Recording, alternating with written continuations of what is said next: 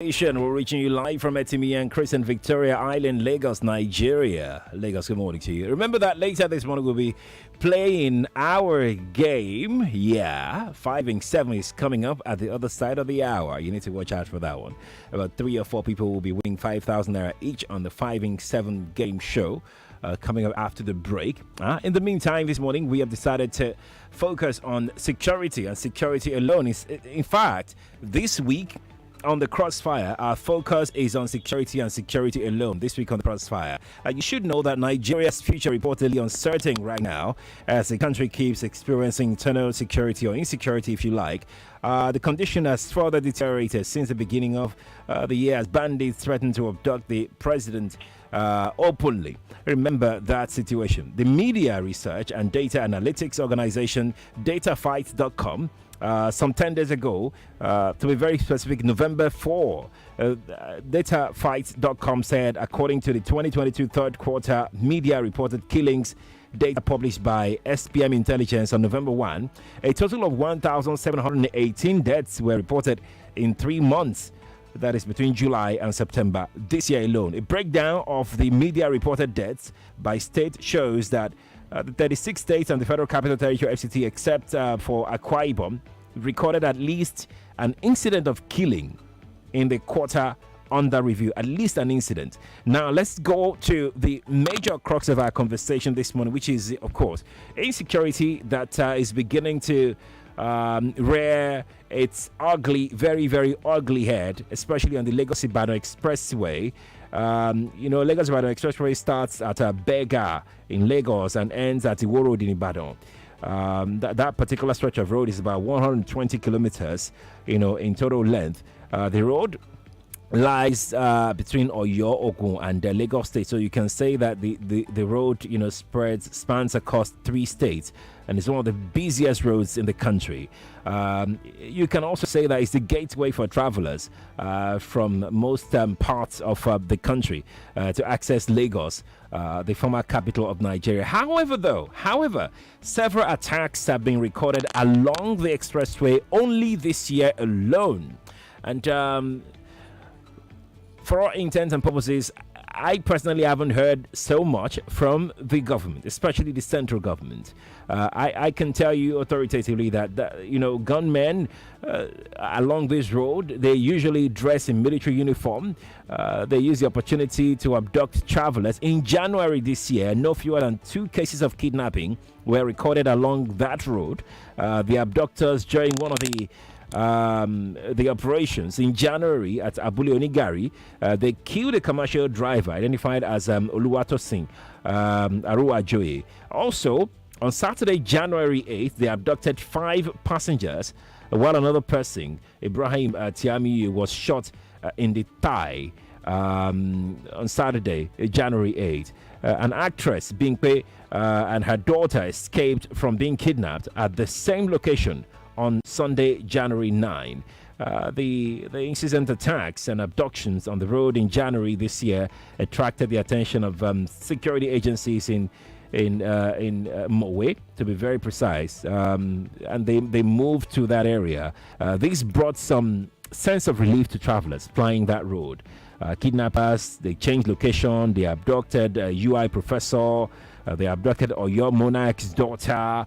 They've done quite a number of things in that axis much lately. I'm going to be speaking with a security expert, to be very precise. I'm talking about Mike Ejiofor, former DSS director and the chairman CEO of Apex Safety and Security Consultant in Abuja here. He joins me via the telephone, in Abuja rather. He joins me via the telephone. Mr. Ejiofor, good morning to you and thank you for joining us on the show today. Thank you and good morning. And thank you for giving us your time. I know that you have a busy morning, but let's quickly delve into it. I'm sure you must have been following up on trends on Lagos-Ibadan Expressway. What do you think could be brewing? What can you tell us exactly? Well, it's a very disturbing situation.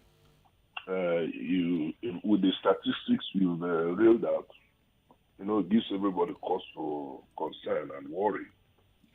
You recall that some time ago, intelligence observed by the released by the State Security Service indicated that these bandits, I call them, are moving down south. That's right. And it's been established that some of these people are foreigners without profiling, foreigners operating within the country.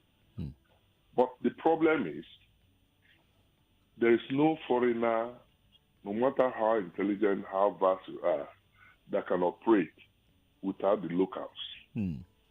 So for each of these incidents, whether it's in the northeast, north central, northwest, they operate with locals. And to some extent, even operate with some unpatriotic security agents. So it's quite disturbing. And I think one of the reasons, like you asked, why the increase in speed is that apart from the fact that these people have not defined what they want to achieve, the local collaborators might be joining them because of the harsh economic times. Times are really hard. People are not making ends meet. And they look at kidnapping as one of the most lucrative ventures, right, within which you just get money quickly and do whatever you want to do. Besides, the political activities coming up now, some of these bandits, who think they are opposed to government, right, or feel disgruntled, right, intend to escalate this and make government unpopular. My take on this is that while not crying over the spilled milk, we should try as much as possible to be conscious of our environment, assist the police, and I'm happy with what the security agents in Ogun, Oyo, right, Lagos are doing. Right. It gives a real, it's reassuring that the two commissioners of police are met, trying to find solutions to this.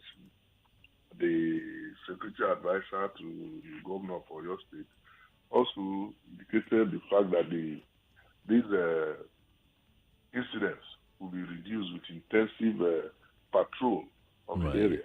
Right. So I believe that the sustained efforts of our security agencies will put this into a check. And if you look at the Western Security Network, the Amotekun, right, and continue to use the Ondo model, because, Ondo was living on edge. There were palpable fear, apprehension before the Amotekun in Ondo State. Right. Rose to the occasion. So I believe that there must be collaboration between the security agencies and the local security network, who are very used to the place, to go to the bush and combat these people. And on the part of the citizens, they must be very cautious too and conscious of their environment. People driving without looking back, not observing some precautionary measures. Like when you get to, because they normally operate within the area you have bad spots. When you slow down, they can come up and so when you are getting to bad spots, you must be very, very careful, be conscious of the environment. But actually, really speaking, this development is worrisome. But I believe that with the measures being put in place by government, it has to be put on check, especially as we are approaching the Yuletide. Right. Crime goes up during festive season like Christmas and New Year. So people have to be very careful if you must travel. I'm glad that you've touched on virtually all the, talking point areas, but I'm also, I'm tempted to go back to what you mentioned about what the police in the 3 states have done.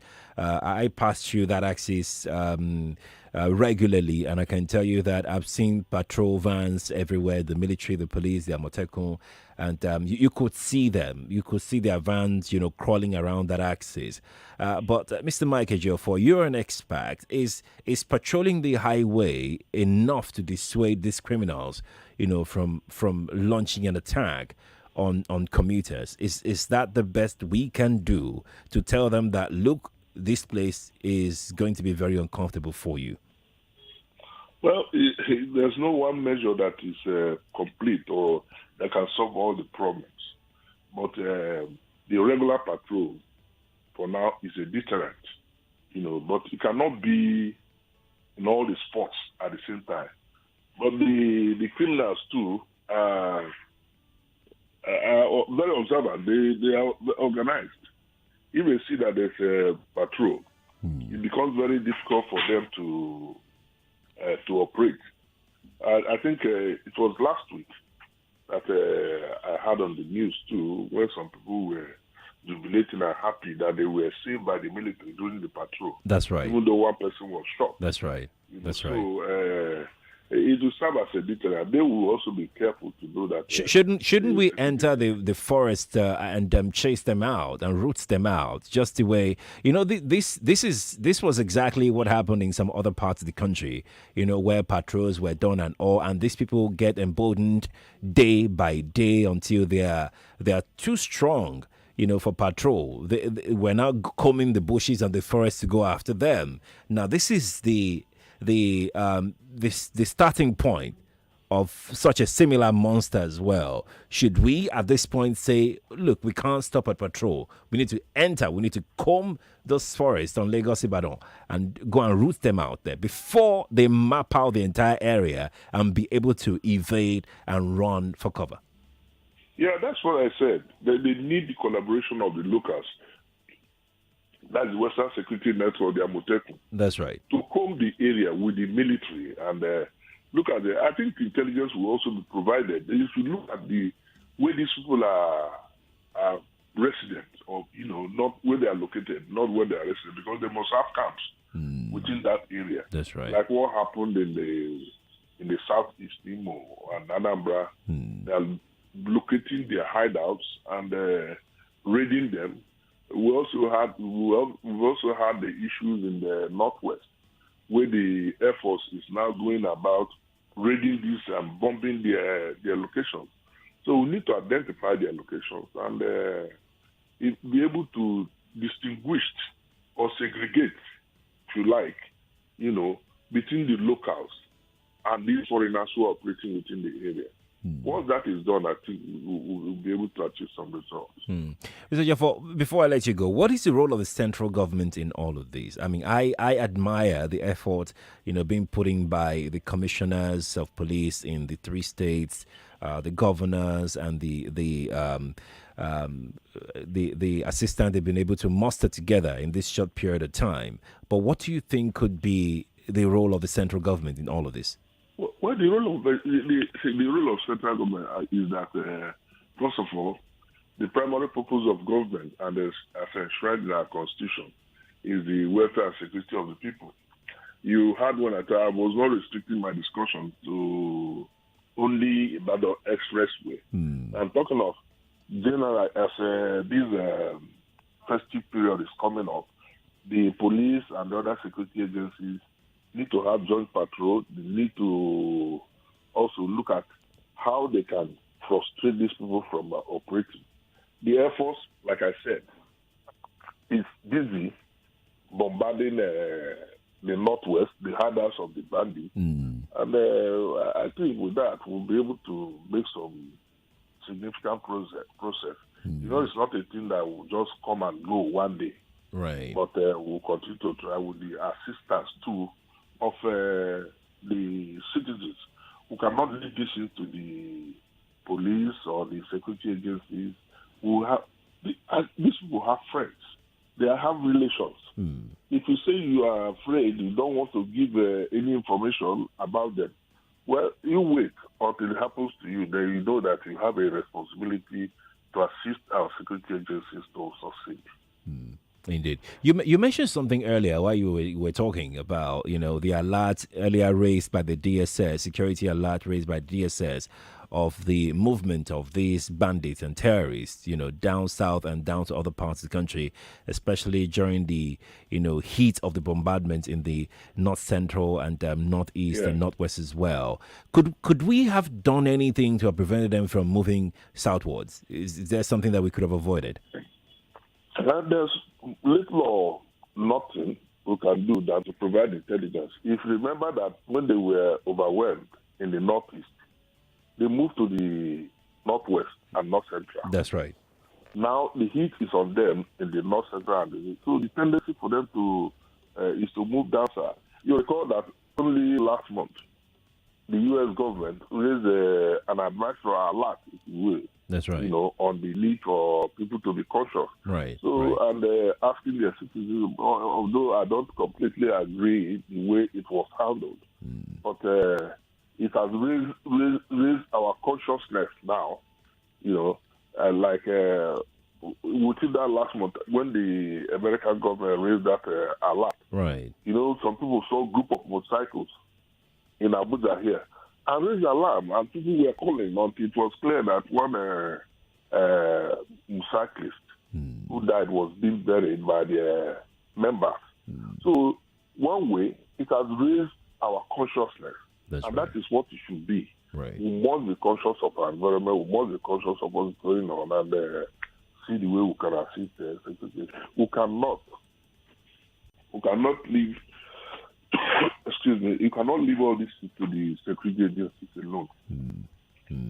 Right.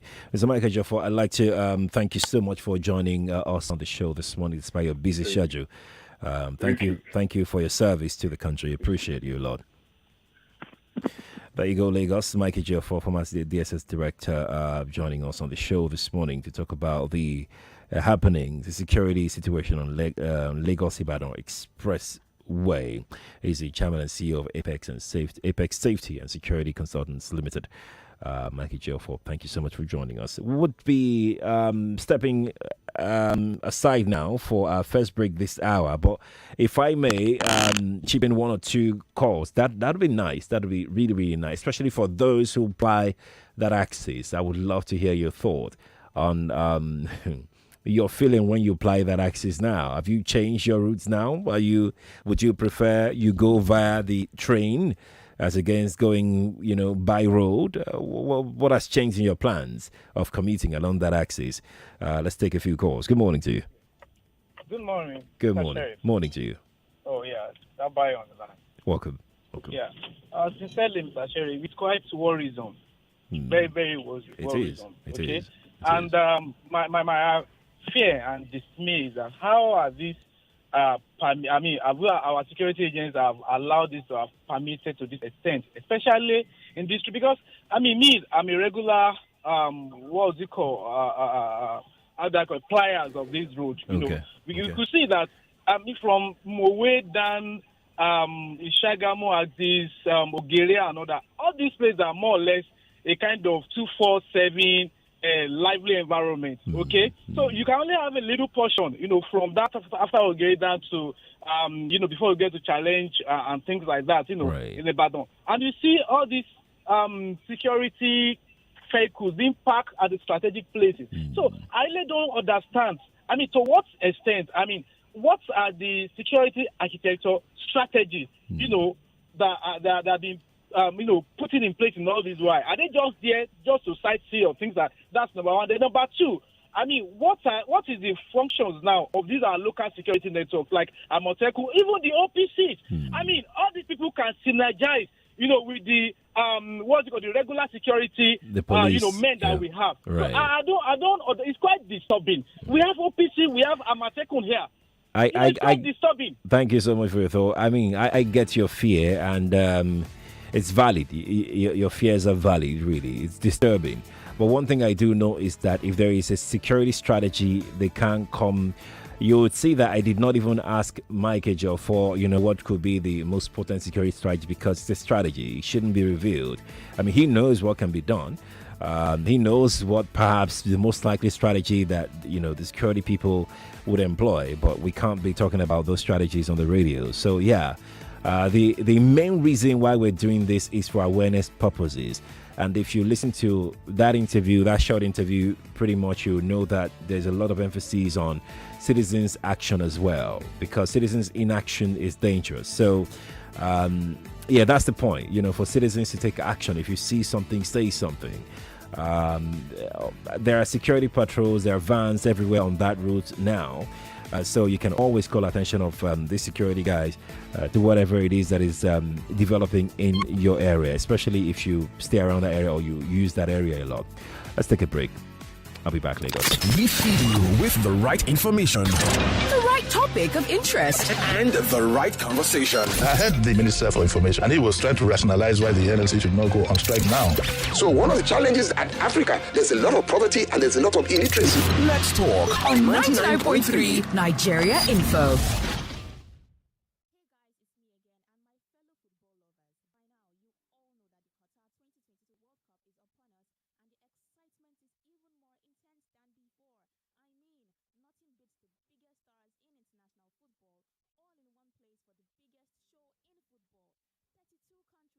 fighting to lift the ultimate trophy